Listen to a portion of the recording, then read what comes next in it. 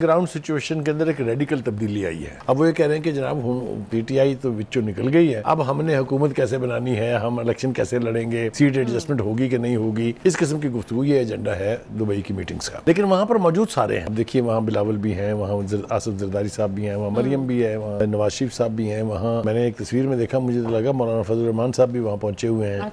इसी तरीके से जो प्राइम मिनिस्टर साहब गए थे, आपको पता है दौरे पर वापसी पर वो भी वहाँ पहुंच गए हैं दुबई में। तो ये कहना चाहिए कि it's a summit meeting in a way, जो सियासी जमातें हैं उनकी समिट है ये। अच्छा, उसमें बहुत सारे इश्यूज जो हैं उनके ऊपर गुफ्तगू हुई भी है, कुछ का हल निकल आया है, कुछ का हल अभी नहीं निकला है। मिसाल के तौर पे पीपल्स पार्टी और नून लीग के बीच चारों सूबों में कहीं ना कहीं सीट एडजस्टमेंट की गुंजाइश निकलेगी, ये मुझे बज़ाहिर वाज़े होता जा रहा है। देखिए, पीपल्स पार्टी को पंजाब में अपने आप को रिसरेक्ट कराना है, उसके दो तरीके हैं। एक तो ये कि वो जो जियाला नाराज़ हो के घर बैठा हुआ है, वो पोलिंग स्टेशन की तरफ का रुख नहीं करता, एक तो उनको रीएक्टिवेट किया जाए। उसके लिए आपको एक मैसिव कैंपेनिंग चाहिए जो कि अभी नहीं है, और जिसका अब मेरे ख्याल से टाइम भी नहीं है। 2-3 महीने हुए अगर इलेक्शंस हैं तो मेरे ख्याल से वो काम अब अगली दफ़ा के इलेक्शन पे छोड़ देना चाहिए। नहीं तो अभी फिर क्या तरीका? अभी तरीकाकार ये होगा कि अंडरस्टैंडिंग के साथ सीट एडजस्टमेंट करके अपनी पोजीशन को पंजाब में बेहतर किया जाए। नहीं तो बुखारी साहब, क्या नून लीग मान गई है वो जो मैं अर्ज करूँ आपको, देखिए तकाजा था कि वहाँ वो कहते हैं ना कि हर चीज़ जो है that is subject to something. अगर पंजाब में पीपल्स पार्टी को कुछ गुंजाइश चाहिए तो फिर सिंध में नून लीग को चाहिए। अच्छा, आपको पता है कि नून लीग की सीटें वहाँ होती थी, गौसरी शाह थे, बहुत सारे लोग और थे, सलीम ज़िया साहब थे, वो हरचंद के प्रोविंशियल लेवल पर थे, लेकिन ये वो लोग थे जो वहाँ इलेक्शन जीतते थे। वो पिछले 2 इलेक्शन से आपने देखा कि वहाँ से नून लीग का सफाया हुआ है। इसी तरह से पीपल्स पार्टी जो है वो बलूचिस्तान में अच्छा परफॉर्म करती है, आपको पता है हमेशा से, लेकिन नून लीग भी वहाँ कोई ना कोई रिप्रेजेंटेशन उसकी होती थी, चाहे 2 सीटें हों चाहे 3 हों। इसी तरह केपीके में पीपल्स पार्टी बहुत कम, लेकिन नून लीग जो है वो वहाँ ज़्यादा यानी असर रसूख है उसका कुछ इलाकों में।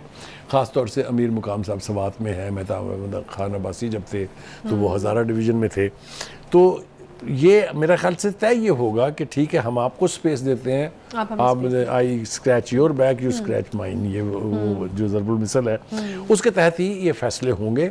लेकिन और भी बहुत सारे एलाइड इश्यूज हैं। मिसाल के तौर पर अगर असेंबली टूटती है या अपनी मुद्दत पूरी करती है तो who will be the caretaker prime minister, that is again very important issue. ठीक है, इत्तेफाक तो होना। अब नाम तो बहुत सारे प्रोजेक्ट किए जा रहे हैं। अब जो ताज़ा प्रोजेक्शन आई है वो ये कि जी वो अपने जो बिलावल साहब हैं वो और जो मरीम नवाज़ हैं ये तो प्रॉपरली प्राइम मिनिस्टर के कैंडिडेट्स हैं। अच्छा, ये तय हो गया। इसका मतलब ये है कि मेन गेम में ना नवाज शरीफ साहब आ रहे हैं और ना ही जरदारी साहब आ रहे हैं। तो ये अगली जनरेशन जो है, नेक्स्ट जनरेशन, उसके सामने अब ये है कि उन्होंने कैसे परफॉर्म करना है और कैसे इस मनसब तक पहुंचना है। एक और बात वो भी बहुत ज़रूरी है और उसके बारे में भी मुझे यकीन है कि बड़ी थ्रेडबेयर डिस्कशन हुई होगी कि जो आईपीपी है, जो इस्तेहकाम पाकिस्तान पार्टी है, इसके साथ कैसे डील करना है। सही।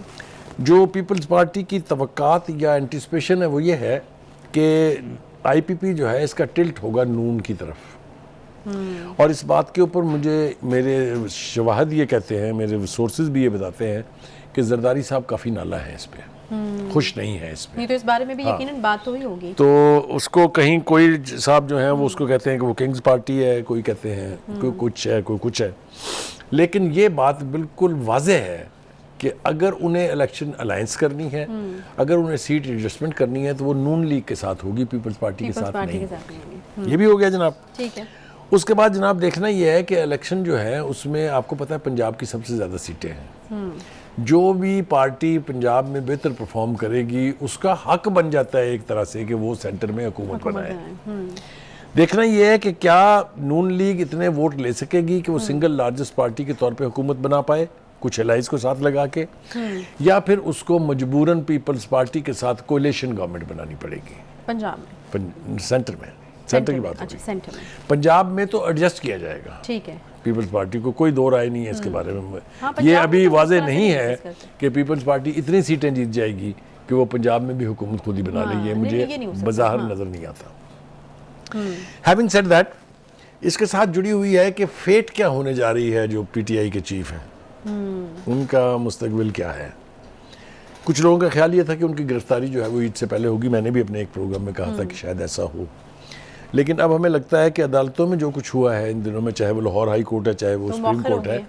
तो बहुत सारी चीज़ें जो कि मौखर हो गई हैं, तो इसी तरह से उनकी गिरफ्तारी भी मौखर। अच्छा, इलेक्शन में कितनी स्पेस मिलेगी, ये एक बहुत बड़ा सवाल है पीटीआई को। चाहे वो आप केपी की बात कर लें या पंजाब की बात कर लें, किस तरीके से वो जो है वो एक इस इलेक्शन के अंदर अपनी एक एग्जिस्टेंस जो है उसको शो कर सकते हैं। देखिए, वो एक चीज़ होती है जिसको पंजाबी में कहते हैं, पंजाबी द गवेड़।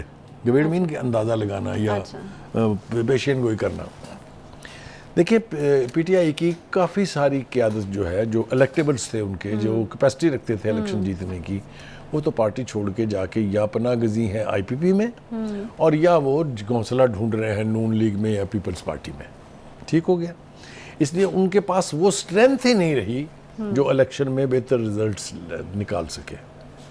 तो मैं नहीं देखता कि इस आने वाले इलेक्शन में पीटीआई बहुत बड़ी कोई स्टेक होल्डर होगी। अच्छा, मैं ये नहीं कह रहा कि वो बिल्कुल एलिमिनेट हो जाएंगे, सीटें उनके पास होंगी, उनके पास 20 सीटें हो सकती हैं, 30 हो सकती हैं, 35 हो सकती हैं, लेकिन वो किसी भी सूरत में नहीं, ये स्पेस दी कितनी जाएगी? जिस तरह अभी आप कह रहे हैं कि ये मौखर हुआ है मामला, यकीनन टला तो नहीं है। खान साहब की गिरफ्तारी हो जाती है, शाह महमूद कुरैशी साहब के बारे में जो उन्होंने कहा है वो आपको पता है, तो फिर मतलब ये स्पेस तो फिर बिल्कुल नहीं मिलेगी ना यस, उनको। खतरा अगर यही है। और दूसरी कोई जो बाहर होगा जो ही नहीं। मुतहारब पार्टियां हैं या जो इसके मुकाबले में पार्टियां हैं, उनका भी यही ख्याल है कि शायद इस इलेक्शन में पीटीआई जो है वो एलिमिनेट हो जाए। लेकिन मैंने कहा कि मुझे नहीं लगता कि बिल्कुल वो सिरे से गायब हो जाएगी। यकीनी तौर पे उसकी प्रेजेंस ज़रूर रहेगी, लेकिन इतनी नहीं होगी कि वो कोई इफेक्टिव रोल अदा कर सके गवर्नमेंट मेकिंग में या अदरवाइज। अच्छा, तो ये तो, और दूसरी उसकी बड़ी वजह यह है कि अब उसकी एक के बाद दूसरी विकेट तसलसल के साथ गिर रही है।